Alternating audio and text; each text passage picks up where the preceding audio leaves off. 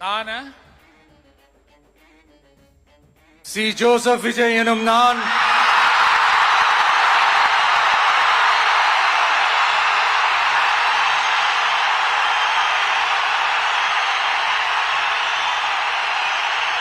சட்டப்படி அமைக்கப்பெற்ற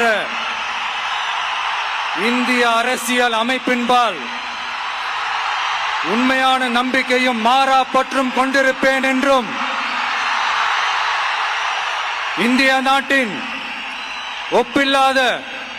முழு முதல் ஆட்சியையும் ஒருமையையும் நிலை நிறுத்துவேன் என்றும் தமிழ்நாட்டு அரசின் முதலமைச்சராக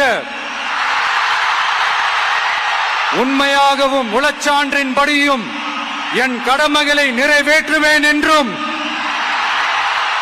அரசியல் அமைப்பிற்கும் சட்டத்திற்கும் இணங்க அச்சமும் ஒருதலை சார்பும் இன்றி விருப்பு வெறுப்பை விலக்கி பலதரப்பட்ட மக்கள் அனைவருக்கும்